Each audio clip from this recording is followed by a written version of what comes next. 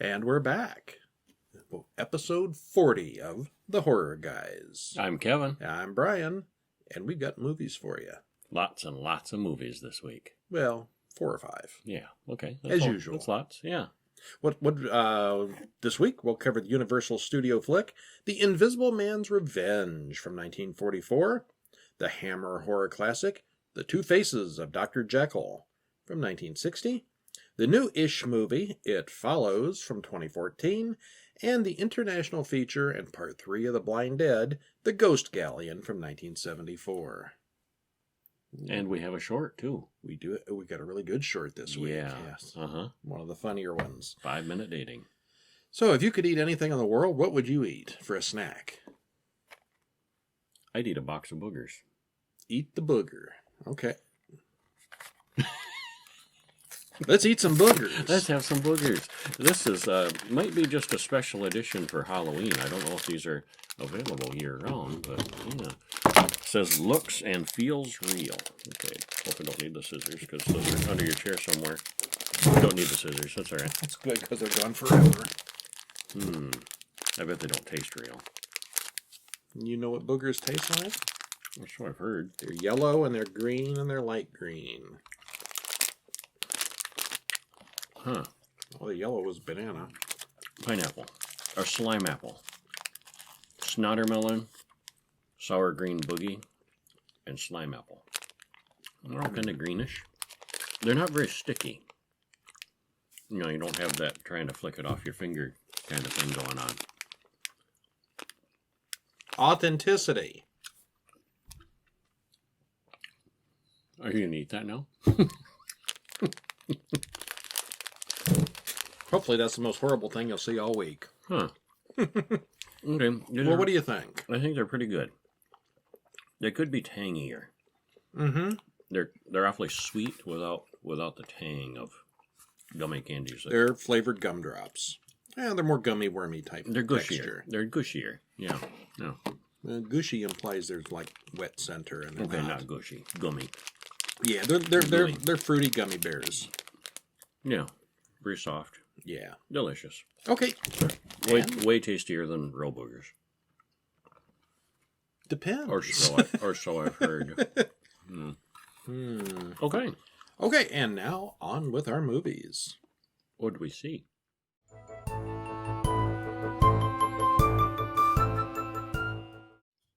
We didn't. It was Invisible. Oh. Once again, Mm-hmm. another Invisible movie. This one's The Invisible Man's Revenge from 1944. And this is the last Invisible Man Yep. series movie until 1951 when Abbott and Costello spoof it. Yeah. Abbott and Costello brought back everything as a sort of a second run at one point. Yeah. Directed by Ford Beebe, written by Bertram Milhauser, stars John Hall, Leon Errol, and John Carradine. Hour and 17 minutes. Have a link on the show notes to watch it or buy it. Mm-hmm. So, first thing, what do you think? You love it? You hate it? Where are you at? Kind of middle of the road on this one. A 6. I give it a 6. 6.5. Maybe a 5. Yeah. The special effects had improved. Keep getting better with each of them. The story was okay. I think the idea was kind of played out at this point. A little bit. Yeah. Yeah. There's just so much terror you can have with an Invisible Man. And it wasn't that terrifying.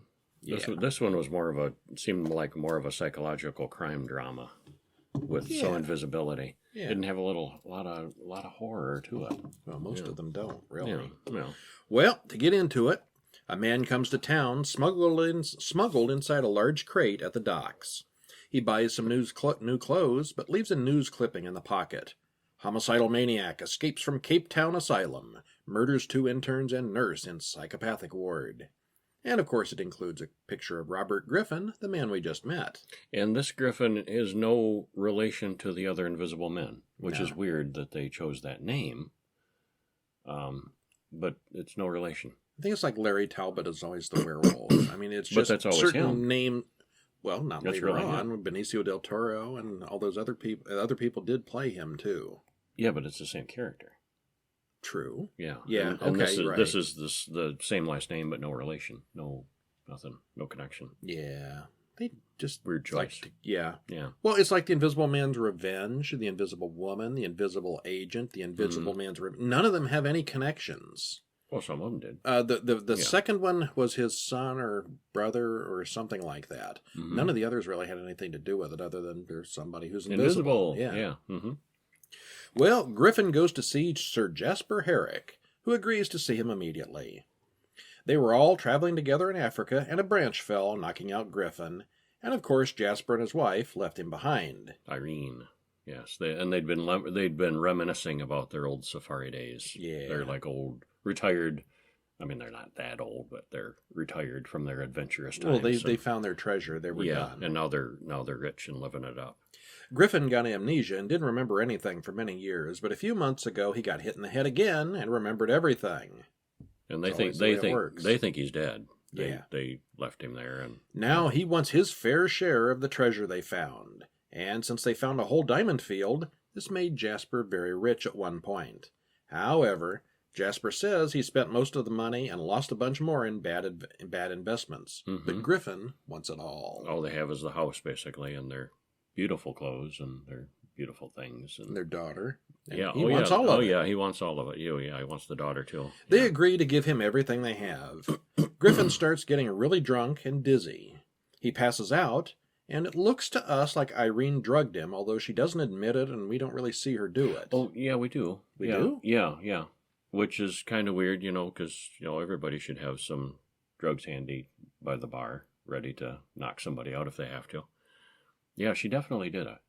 Okay, it wasn't. I missed that. Oh yeah, it wasn't booze. It wasn't just booze. It was. Well, I assume she did, but I didn't see it. Okay.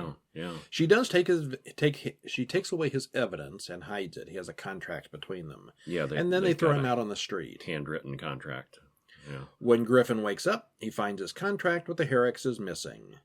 He makes a friend, Herbert, who tries to get a lawyer to fight the Herricks. But that doesn't last very long with no evidence. It doesn't work very well, no. What evidence you got? None. Get out. Yeah, go away. Yeah.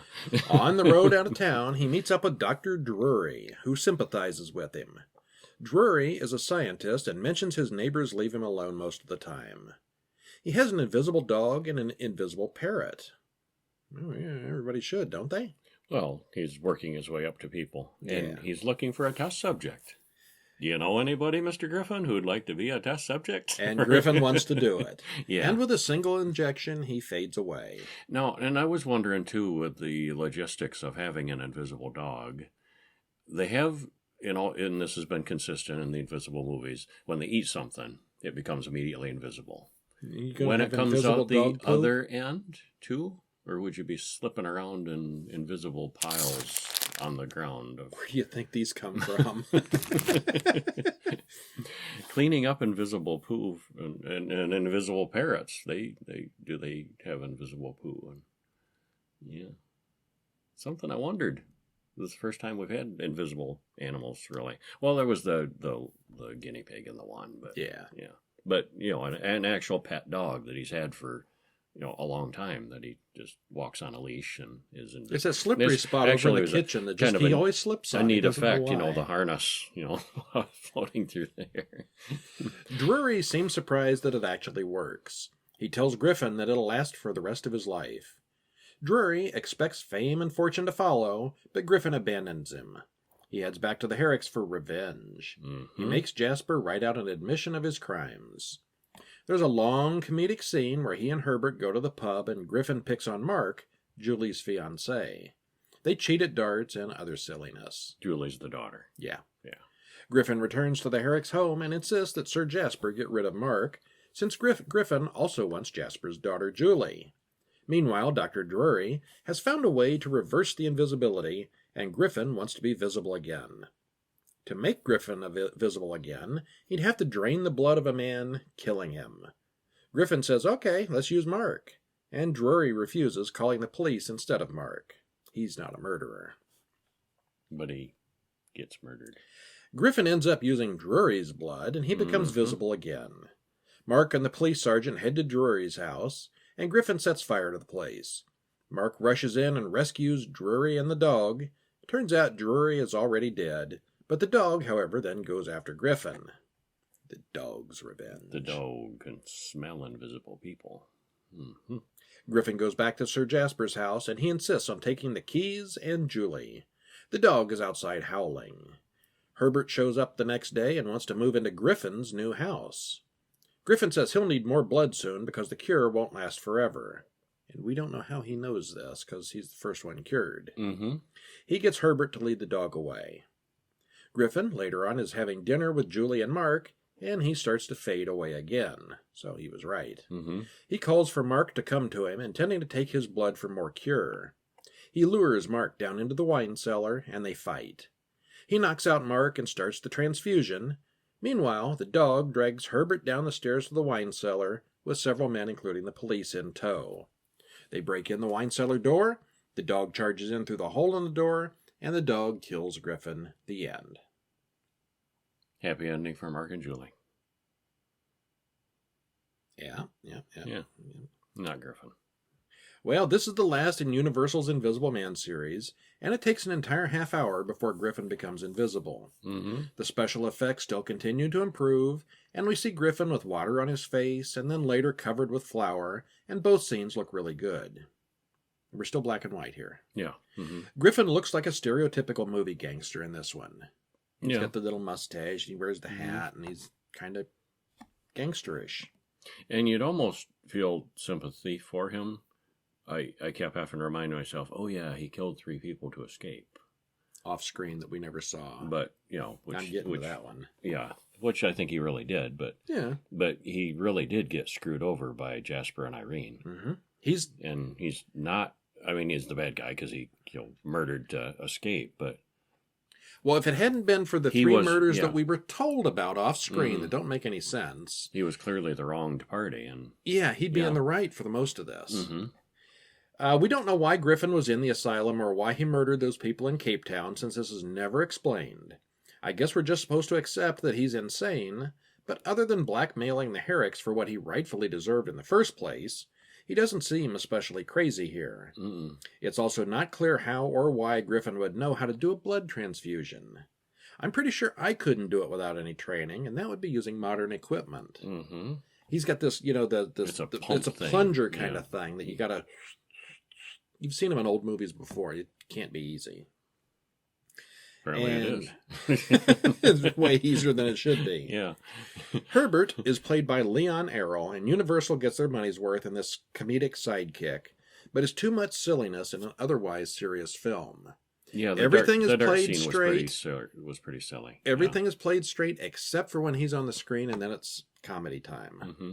And it's just pure comedy. It's not really even all that witty or anything. Yeah. Fall down silliness. Mm-hmm. This had more of a story than most of the other Invisible films, but the idea had pretty much played itself out, and Griffin spent most of this film visible, only becoming see-through in the middle. Yeah. Time to shut this franchise down. Yeah, I think it's done. Yeah. Yeah. I think they had enough. I had enough. Yeah.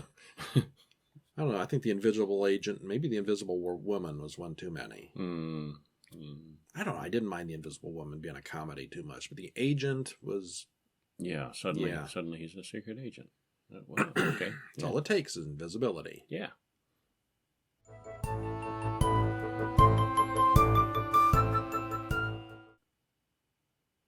Well, What did you else like the did we next see? movie, or did you not like the next movie? I'm of 2 opinions on it. I'm of 2 minds as well. Yeah. And 2 faces. Yes. Where we watched The 2 Faces of Dr. Jekyll from 1960. Not titled. Also known. Oh, yes. Also known as Jekyll's Inferno. And not titled Jekyll and Hyde, even though that's what it is. Yeah. Pretty much. Yeah, Jekyll's Inferno because there is a fire later on, and 2 Faces of Dr. Jekyll because... It's Dr. Jekyll's Dr. 2 Jekyll. faces, yeah, even though one of them does call himself Mr. Hyde as just a kind of pseudonym. Directed by Terrence Fisher. Writer is Wolf Mankiewicz. You think that's a real name? I bet it's a pseudonym. Stars, I hope it's a pseudonym. Let's name our kid Wolf Mankiewicz. Stars Paul Massey, Don Adams, and Christopher Lee. 1 hour, 26 minutes. Have a link below to watch it online or pick it up at Amazon. Did you like it? It had its really good points and it had its really bad points. I'm going to call this a serious 5. Yeah. 7.5 for me. Okay. I liked it more than that. I liked it, but it had some bad points. His beard, for instance. I couldn't get over that beard. Yeah, it was some pretty bad makeup. I thought he looked like Charlton Heston with the beard on. You know, the Planet of the Apes beard? He kept looking like that. And I think that beard may have been fake, too, in that movie. Yeah, I bet it was. Yeah. Yeah. Well, this takes place in 1874. Dr. Jekyll comes out of his lab and calls a bunch of children dumb human animals. Dumb human animals. He's got a great bedside manner. Yeah. He's a psychiatrist, and he calls them as he sees them. It's an institute for deaf and mute children. Those kids that he was looking at weren't deaf or mute. They were both. Yeah. Yeah, they were using gestures to communicate, and they weren't making any sounds. And yeah, missed that. You missed that. Well, anyway, he's a very rude psychiatrist. Yeah, and he tells his friend Dr. Ernst that all my experiments are aimed at freeing the creature within. He's recently resigned his position at the university and now works alone on his research. He's clearly also becoming obsessed with his work. He's not worried about ethics, he says. He just wants to find the beast within us in order to eliminate it. He's got the best motives. Mm-hmm. To demonstrate, he injects a small monkey with his serum, and it goes berserk. He says the drug will wear off in 4 hours, and the eventual goal is to reveal only the good parts of a man. Give you the injection, and you're suddenly Mr. Nice Guy. Mm-hmm. His wife Kitty is worried about him. She explains to Dr. Ernst that one night he went berserk in his room, and she thought even his voice changed. Yeah, it's like he was talking to himself. Huh. Talking to somebody else. Yeah. She thinks his mind may be seriously disturbed, and she asks Ernst if it could be bad enough to have him institutionalized. I've heard you talk to yourself. Can I have you institutionalized? Nope. It might be a little harsh or premature, you think? Nope, can't. Henry's friend Paul comes over, and as usual, he wants money. We learn that he's also having an affair with Kitty. Paul is Christopher Lee. Yeah. Yeah. And this just might explain the question about institutionalizing Henry. Mm-hmm. Henry asks Kitty to stay home tonight, but she already has plans with Paul, so she refuses to stay home with him. Well, she doesn't admit that. She says, "Well, it's a dinner party, and she'll be whoever the hostess is will be. It'll ruin her table if I don't show up." And I do get the feeling it's sort of an open secret. He knows she's not going alone. He may not know it's Paul. No, I don't think he's pretty stupid then, isn't he? Yeah. Okay. I think he's just really oblivious. I don't think he was aware at that point. Yeah. As soon as she leaves, Henry shoots up with the serum. Later, we see him from behind as he writes "complete success" in his journal. The bearded, droning, and boring Dr. Jekyll becomes the clean-shaven and soft-spoken Mr. Hyde. Now, normally you expect, nice-looking Dr. Jekyll to take it, and he becomes a horrible monster. This way, he's got this big old beard, and he talks really low and slow and sounds kind of boring and monotone and droning. And once he takes it, he loses the beard, he gets all good-looking and starts talking like a normal guy. Mm-hmm. So, kind of backwards. Hyde shows up at the party where Kitty and Paul are. He spots them, and he gets positively nasty to the woman he's dancing with. He sits with them, and Paul is completely drunk, and Kitty dances with Mr. Hyde. And I think that the acting really impressed me. The lame beard aside, he sells it. Neither Paul or Kitty recognize him. No, yeah, they don't. And it is the beard, and there's eye makeup, and the hair is different. But do you get the feeling that just the beard went away? I thought he was supposedly gotten, physically changed. A little bit, but I think that was body language and posture. For the actor, definitely. It was the same actor. Same actor, but yeah. But I thought he sold it really well, made it believable that they wouldn't recognize him. Yeah. And I think most of that was his physical acting and his, the personality that he took on. Mm-hmm. I thought it was pretty impressive. The other woman that he had been dancing with accuses Hyde of hitting her, and Hyde beats the crap out of the bouncer, which is Oliver Reed in a very small role. Was he just the bouncer, or was he kind of a gigolo? According to the IMDb credits, he's bouncer. Just a bouncer in the truck club. Yeah, I guess you could take it as a gigolo. Well, they were kind of... He certainly did seem to be after her to get paid. Yeah, I think they were kind of like, these are dancing girls. Well, we don't know what this whole establishment was. Mhm. Maybe the whole point was you're supposed to pay the girls. For the dances. Yeah. Okay. Yeah. Don't Yeah, know. Not yeah. quite sure on Yeah, that. it was a little unclear. Yeah. She was clearly Yeah. a prostitute, and he wanted Yeah, she Hyde was to pay him. Yeah, she was trying to pick him up for that, and he didn't. Yeah, and he smacked her. And yeah. Hyde would have beaten the man to death, but Paul stops him. He runs out just as he starts to turn back into Jekyll. So Hyde is, normal guy, but he's kind of a jerk, and he doesn't seem to have any social breaks. Smacking the prostitute who offended him and beating on the guy and would have kept beating on him. Sociopath. What was it? A candlestick that he started beating on the guy with? And Yeah. Yeah. He doesn't have breaks, basically. Yeah. Jekyll confronts Kitty, and he does look more than a little insane. Who are you? Who am I? He repeats several times. The next night, Hyde goes out partying with Paul. They go to a party where a nearly naked dancing girl dances with a huge snake.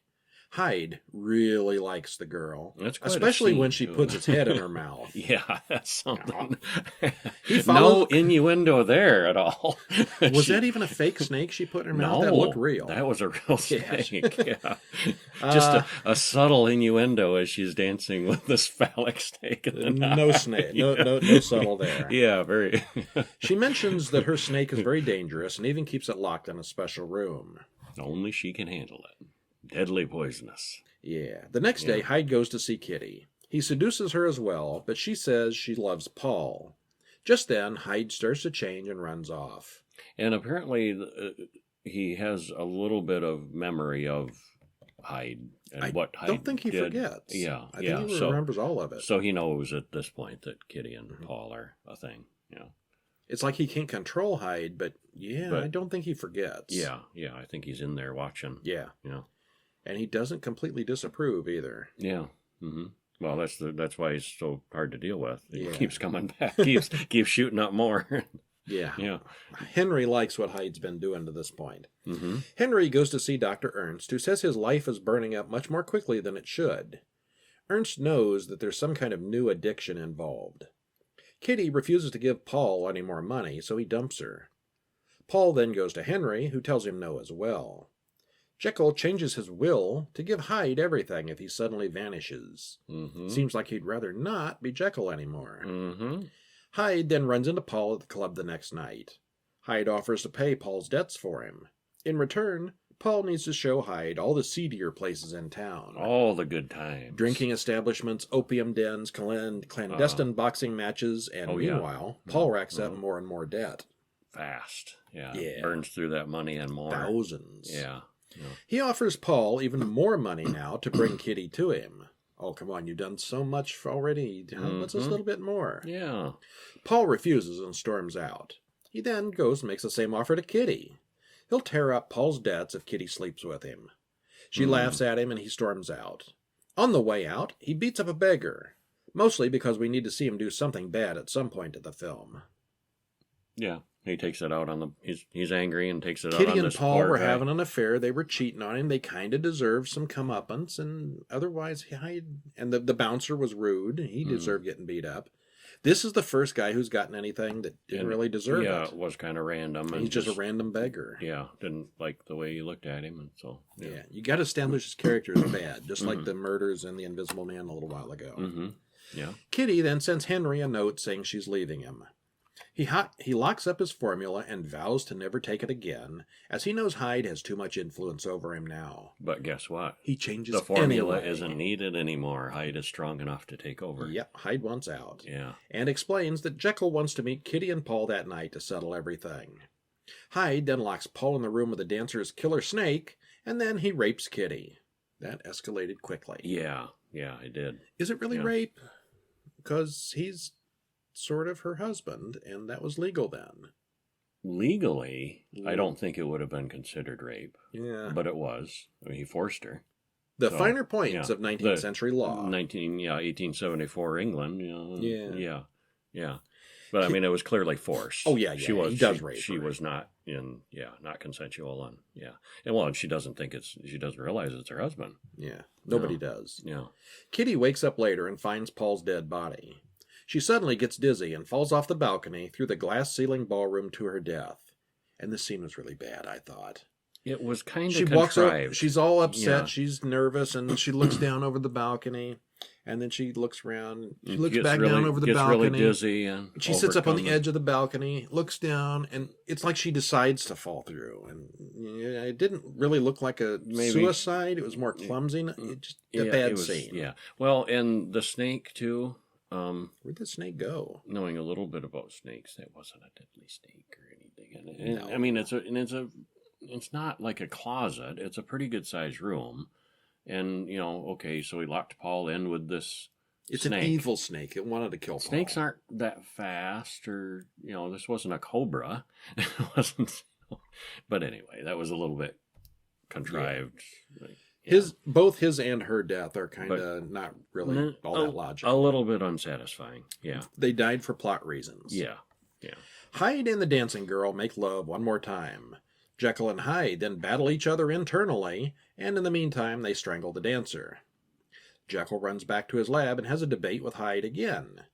Jekyll then writes to Dr. Ernst for help, but Hyde threatens to kill the old man if he sends the letter. Mm-hmm. Hyde then shoots one of the servants to provide a body, and then sets his own lab on fire. Hyde runs out to the police, telling the inspector that Jekyll has killed himself and set fire to the lab. And wants Jekyll's Inferno. Yeah, take over and live as Hyde. And again, the servant that dies is really the only innocent death in the movie. Yeah. Jekyll is then declared dead by suicide. Hyde, of course, then inherits everything, but on the way out of the courtroom, he turns back to Jekyll in front of Ernst, the inspector, and everyone. And that's so embarrassing when it happens. He's all gray-haired and old-looking now, but at least he says Hyde has been destroyed. And, The end. And earlier there was a subtle transformation too, where his old doctor friend alluded to something was going on. He did age up a bit earlier too. I didn't notice it the first time. It was really clear the second It was more time. subtle, but very clear that he'd aged. Yeah, Dr. Hyde takes a lot out of you. Mm-hmm. Mr. Hyde. Yeah. So all in all, it had a couple, some issues, but I liked it overall. The music stands out in this one, and the soundtrack is fairly advanced for a Hammer film.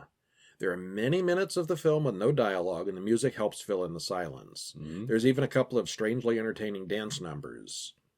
Oh yeah, you the got the snake girl. number was fun. The snake girl is a dancing, but that's fine. But later on, there's this can kind of thing that just seemed to go on and on and on. And what were they doing there?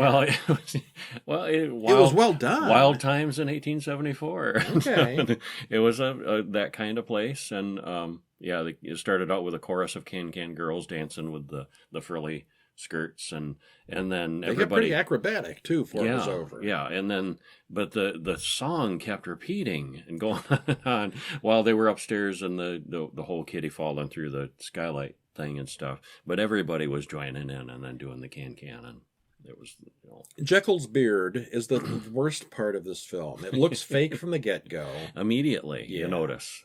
That's a fake beard. Mm-hmm.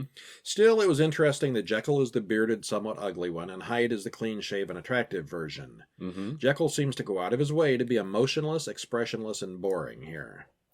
Christopher Lee, as Paul, is very much a slacker and playboy here and doesn't seem menacing in any way. Yeah, and I mean, other than being a wacko, Hyde definitely comes across as more of a fun person to hang out with. Well, I think that's always been true in all the versions. Yeah. He's the fun one. Yeah. The surprising thing with Paul's character is that there aren't really any surprises. He's exactly what he appears to be. Yeah. He never really secretly turns evil or anything. He's just gambling drunk. Yeah. It's surprisingly not very violent. With the exception of the murdered servant at the end, the only people who die deserve it. It's funny with all the brothels and dance clubs and stuff they were going to, and I don't remember specifically which one it was, but they come out and there's this protester standing outside with a sign saying "Beware of bad houses." I guess this bad houses. Bad houses. A house of ill repute or dangerous. No, building codes. Bad, like naughty, like bad sinful, houses, sinful, and down with bad houses. Beware of bad houses. Yeah. Wow. Yeah, that was the brothel. Yeah, actually, I do have a note of that. Okay. Yeah. Beware of bad films. Beware of bad houses. Okay, yeah, it wasn't that bad though. It had its good points. I thought the acting was good. The characters are good. It just some of the situations were a little contrived. A little bit, yeah.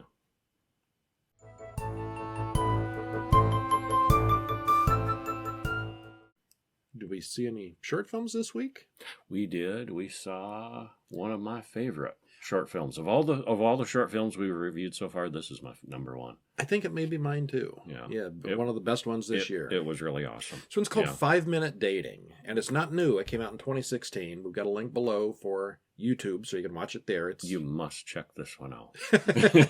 We insist. Well, this guy dressed as a silent horror villain with a monocle and top hat enters an auditorium. And he's just really well dressed. He's a little out of place. He's kind of anachronistic. Yeah. Looks like Jack the Ripper or maybe the Phantom of the Opera something kind of guy. From late 1800s London, actually. Yeah. Yeah. But it's modern day. He enters US, this auditorium, and it's one of the speed dating groups. Mm-hmm. He's got a horribly deformed face, but otherwise seems gentle and soft spoken. Really good makeup. The dating begins, and we see him sit at one table after another with vain, shallow, or just plain crazy women who are all repulsed by him. And they all have different reactions. They're not all repulsed, but they all have different reactions. Poor. Yeah, I like that one. Yeah. Finally, he sits down with Sarah, a woman with a huge, disgusting, bleeding growth on her face. Also, will the two hit it off? Yeah. Will they? This one's really good. We're not telling. Yeah, this one's really good. Maybe one of the best we've seen all year. Lots of humor, good makeup, good acting, good. The makeup and costuming are perfect, and the acting is excellent as well. Mm-hmm. The story does not go where you expect, which is even better. Mm-hmm. 4 minutes long. Watch this one. It really is one of the best ones we've seen. Mm-hmm. 5 Minute Dating. I give this one an 11 out of 10.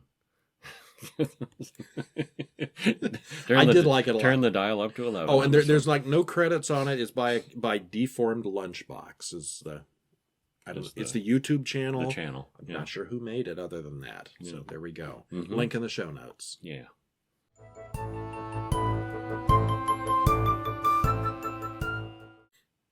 So, what else did we see? We watched some very unsafe sex. It Follows. It 2014. Follows. The worst STD ever. Directed by David Robert Mitchell, written by the same guy. Stars Maika Monroe, Keira Gilchrist, and Olivia Lucardi. Hour and 40 minutes. Link below for an Amazon link where you can buy it or watch it online. Did you like it? I did very much. And this was kind of a low budget movie that they weren't expecting to be such a big hit. Mm-hmm. It was quite a big hit, and I can see why. I would give this one an 8. I did like this one. Yeah, it's got some bad points, but it's overall. I thought it was surprisingly good. Yeah, I'd give it an 8. Yeah. Starts out, the girl named Annie runs out of the house terrified. A few people ask if she's okay, but she refuses their help. She then runs down the street in her high heels. Then she suddenly turns around and runs back into the house. She gets in her car and drives off, terrified. She then drives to the lake. The next morning, her body is found, bent into a weird, oddly broken position. Mm-hmm. And we fade off, credits roll, and things change. Credits don't roll. There's no opening credits. There aren't? No. The credits are all at the end. Huh, that's weird. Mm-hmm. Yeah. They follow. Yeah. Mm-hmm. Okay, so this scene makes no sense. Why does she run out of the house? Why does she run back in for her keys? Until you know what's going on, and then if you watch it a second time, it makes perfect sense what she was doing. Yeah. Which we're not going to explain. You have to see that one. Yeah. Okay, so now we've moved to it somewhere else, and we've got completely different characters. This girl, Jay, goes on a date with her boyfriend, Hugh, and later that night, they have sex in the backseat of his car. Mm-hmm. Afterwards, he knocks her out and ties her to a chair in an abandoned building. Yeah. I thought you were supposed to knock them out before you have sex. No, he does it different. Didn't I read that in a Cosby book? He does that in a different order. Okay. Yeah. Well, they have consensual sex, and then he knocks her out and ties her up.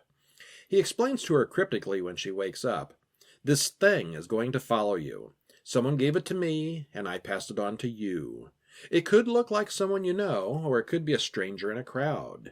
It'll try to get close to you." They then look down and see a naked woman walking through the woods towards them. And he continues, "If it kills you, it'll come after me. Just pass it on to someone else as quickly as you can. Never go into a place with only one exit." It's It's very slow, but it's not dumb. But it's not dumb, yeah, is how he puts it, yeah. Then he drops her off back home in the middle of the street. Worst date ever. Yeah. Oh, and he's, I don't know, he has a theory, or is his theory later that it... Later. When it appears... That's all he said. I got it. That's literally all he says there at that. Okay, yeah. She then calls the police and goes to the hospital to get checked out. The next day in school, she starts seeing a strange old woman walking toward her slowly across the courtyard. No one else seems to see this old woman. Jay runs off. She's walking in a beeline right straight for her. Yeah. Mm-hmm. She tells her friends about what Hugh said, and they promise to help. They all have a sleepover for protection. The window in the kitchen breaks, and her friend goes to check it out. While he's gone, Jay sees the creepy woman again.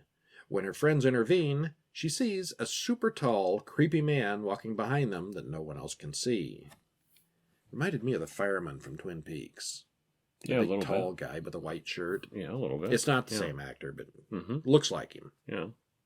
They track down Hugh's abandoned house and find noise-making traps inside all the windows and doors. They find a photo that leads them to Hugh's high school. Someone there might know his real name.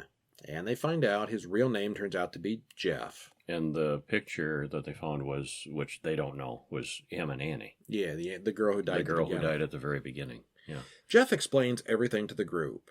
He doesn't seem to be too secretive about it. He's honest about all this. Mm-hmm. She needs to pass on the problem or it'll kill her and then come back to him.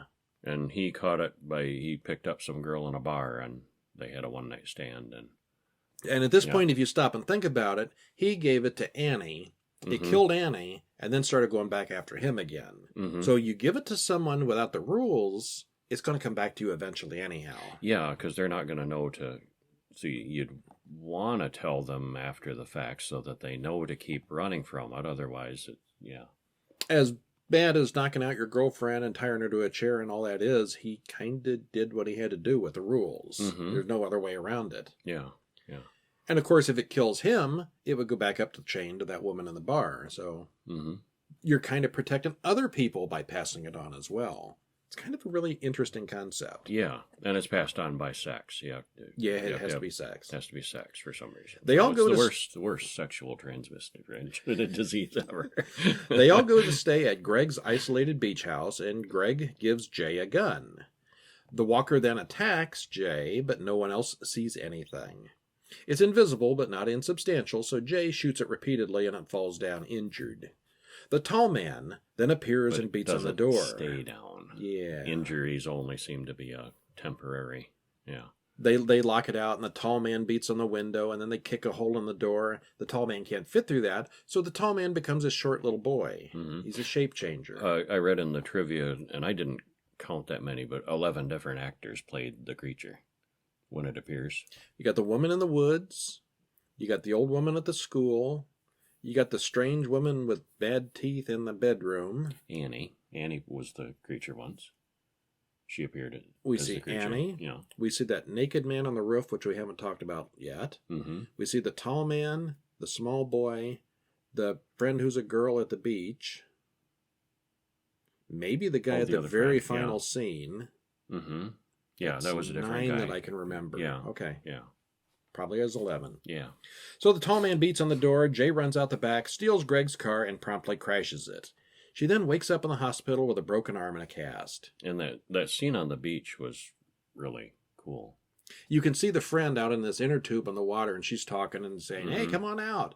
And we can see the same friend walking up behind Jay, but nobody else does. And Jay doesn't. Jay's got her back to her and doesn't see her. And and that's a really awesome fight scene, I thought, of a mix of invisible and the creature does have some substance to the others. Creature grabs Jay by the hair, and you see her hair go up in the air. And nobody can see the creature, but it can. There's only some physical. She can see it. Yeah, only she can see it, but there is some physical interaction. So it's not just that only Jay can touch it, or Okay, so not going to explain too much there because that was a really cool scene. She has sex with Greg that night in the hospital. Apparently, Greg's not real smart, but he wants to help. Mm-hmm. 3 days pass, and he doesn't see anything following him. Jay is hiding out, afraid to go outside or do anything. The friends start to wonder if she made up or imagined the whole thing, since nothing had happened to Greg. That night, Jay watches someone who looks just like Greg break into his own house, turn into Greg's mother, and kill the real Greg. Now it's back after Jay again. It then starts back after Jay. She has sex with some guys out on a boat and returns home. Yeah, that's one way to put it off. Yeah. Her longtime friend Paul wants to have sex and take it away from her, but she doesn't want to hurt him. Paul then comes up with a plan to kill it. And this is some plan. It's something, yeah. They all go to the Detroit swimming pool and plug in all their electrical appliances. They got TVs, somewhere they dig up an electric typewriter, hair dryers. They plug all this stuff in the electrical outlets next to the pool. Thinking that... And this might be a good time to point out that the ambiguous time period. Oh, yeah, that's interesting, too, yeah.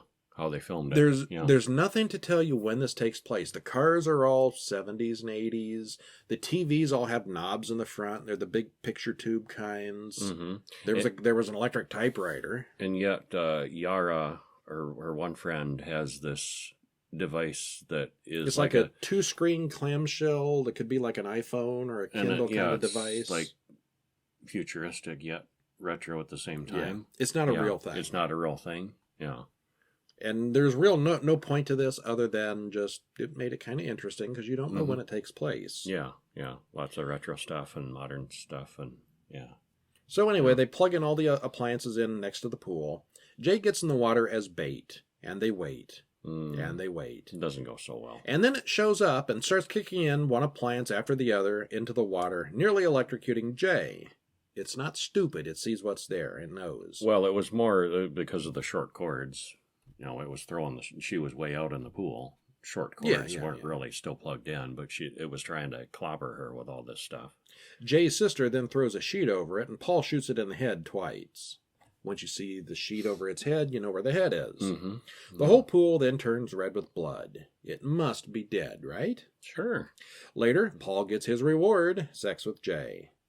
They then walk hand in hand down the street the next day, and we see a strange man walking behind them who may or may not actually be following. Is it following her, or is it following him, or is it just coincidence? Or is it just coincidence? We don't know. I've heard there's a sequel in the works. Easy enough to do. Yeah. The plan with the swimming pool was pretty stupid and doomed to fail. They got lucky. Jay, we do see Jay go swimming with her arm in a cast not once, but twice. I want to know what that thing's made of. Can you normally swim with a cast? No, they're mostly plaster. They break up in water. Yeah. I mean, if this is in the future or something, maybe it's some kind of plastic thing, but there's no indication of that. Yeah, don't know. The concept is pretty good. Something like an STD from hell. And it very much had a Halloween vibe. The original Halloween movie. Did you pick up on that? I'm going to get to the way it's filmed here in a minute. Yeah, the way it's filmed, the soundtrack, the style of it. Yeah. Or maybe it's just another case if you have underage sex, you'll die. Movie of the week kind of thing. Yeah, it looks good as well. Some of the cinematography feels like a YouTube short or student film, but in a good way. Most of it is shot with a really wide field lens, making everything look really big. And I think that's what you're talking about with Halloween. You got the big screen in Halloween. You got the big screen of the picket fences in the neighborhood. You get a lot of that same stuff here. Yeah, partly because you want to look around and see if anybody's walking towards you. Is Michael Myers there? Or it in this case. Yeah. And it really does make the film look really good. All they needed was some jack-o'-lanterns on the porch and some trick-or-treaters walking around. It's even ambiguous what time of year this takes place. Yeah, it is. They walk. They're swimming in the pool outside, and then they're wearing coats in the next scene. Yeah, it's weird. Yeah. Although the whole thing with the creature is never explained at all, it's surprisingly creepy. The rules, as set down here, are not easy to beat. If the person on the end of the chain dies, the monster moves on up the ladder to the previous person.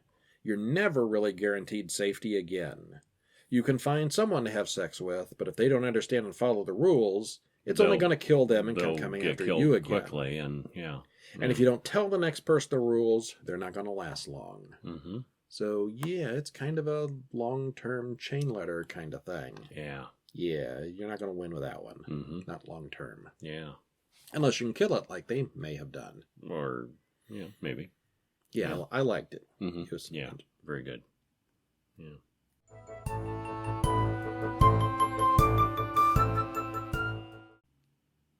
So, last few weeks we've been watching The Tombs of the Blind Dead, followed by The Blind Dead, followed by, what's that? It's one of the Blind Dead. It's one of the Blind Dead. It's Dead. coming for you. It's got you. It's got you. Ah, ah. Okay, we had The Tombs of the Blind Dead, The Return of the Evil Dead, or The Return of the Blind Dead, and the third movie in the series is The Ghost Galleon, also known as Horror of the Zombies from 1974. They're back with their bony hands once again.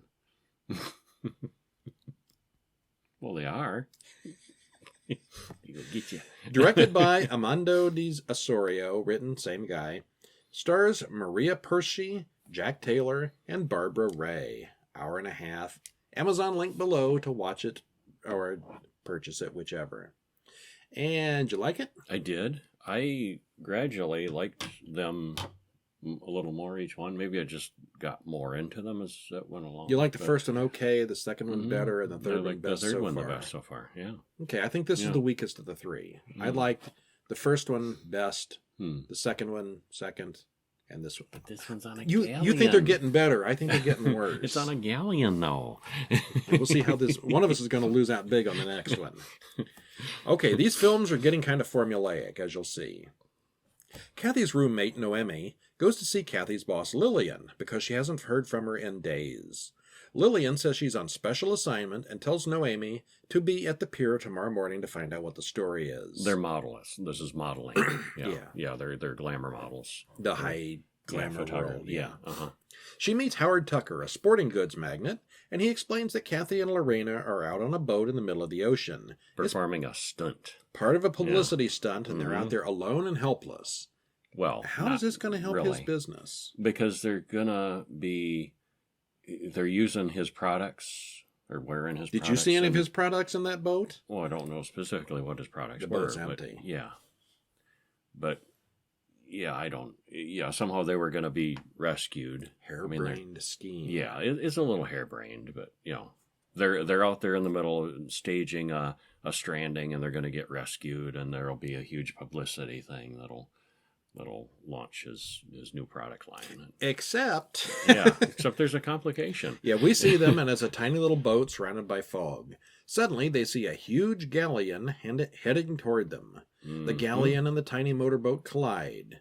Lorena boards the ship, but no one else is on board. Doesn't seem to be, no. Tucker's goon, Sergio, takes Noemi prisoner, and she tries to escape. So we get the rape scene that now seems obligatory for the series. It does, yeah. Everyone has had one. Yeah. Uh-huh. Meanwhile, Tucker goes to see the obligatory professor, who wants to know all about the galleon. I guess there are some obligatory It's getting things formulaic in all of them. He says the girls won't return. The galleon has been seen before, but no one has ever seen it and survived. Well, and besides the obligatory rape scene too, every time it's kind of like, well, they're done, and she's kind of okay with it after. Have you noticed all three were that way too? Yeah. You mean the rape? Yeah. They get over it really fast? Yeah. It's just a plot point. It's not realistic. It is, but all three have been like that. It's a definite forced, she's not into it at all, and then they're done, and they're putting their clothes back on, and then she's like, well, it wasn't so bad, I guess. And they're still... I don't know what the culture of Spain in the 70s was like. Maybe that was a regular thing in there. In the film. But that struck me as strange with all three of them, too. Wouldn't fly today. No. 70s there, who knows? Yeah, I don't know. Something we don't see gets Lorena during the night, and in the morning, Kathy's little boat is filling with water, so she goes aboard the galleon looking for Lorena. Mm-hmm. Tucker, Noemi, Lillian, the professor, and Sergio travel to the galleon on a yacht. And the professor has this theory of this ghost galleon that's out there that never appears on radar and only shows up to little ships that then vanish. And he's completely right, but nobody believes He's got this, data that he's collected, stories and everything. Yeah. So let's all go, all five of us, let's go out on the boat and see if we can find the galleon. And they do. On the galleon, the crates in the hold open, and guess what's inside? It's the Blind Dead Templars. Kathy has fallen asleep, and when she wakes up, she hears them. She finds them soon enough, and there's nowhere to run. They catch her and drop her in a hole. The yacht comes up beside the galleon, and the guys board it. The professor thinks they've entered another dimension entirely. Sergio starts back-talking to Howard almost immediately. Noemi smells a scarf that she finds, and we get the obligatory lesbian flashback scene involving her and Kathy. That's been in all three of these, too. Yeah, they do it. Girls who are more than good friends. Yeah. There are several long scenes of Noemi exploring the deserted ship alone. And it's a galleon. The whole group could have explored it together as a group in a few minutes, but they don't. Yeah, that was one point that I noticed. It's not that big. No. And they spent how many... At one point he asked, how many hours has it been? And it's been like 10 hours? Yeah. And they... This is not a huge cruise ship. It's so like, So let's all rest for the night. I mean, Yeah. it's perpetual night there. And then later in the night, they find she finds that hold that they didn't see before. And it's very obvious. Yeah. But anyway, yeah, that was kind of weird. You went how many hours? Like, it's not that big. Search the ship. It's a big boat, but it's just a little. It's not even. It's like one of those Columbus-sized boats. Same kind of time period. Yeah, it's not that big. Yeah. She doesn't find Kathy, but she does find the dead. And then we get the slowest, most pathetic, most agonizingly drawn-out chase scene ever as she crawls away from them, desperately trying to get away, even though nothing whatsoever is wrong with her legs. But she's overcome with terror. What? And she just suddenly is paralyzed by fright. Mm-hmm. The professor notices that they've all been asleep for 14 hours. The four of them split up and search the ship. Now they search. Again. They find the treasure that was part of the cargo, and then the dead get up and attack immediately. The professor tries to do an exorcism, and they all retreat and go back where they came from until tomorrow night.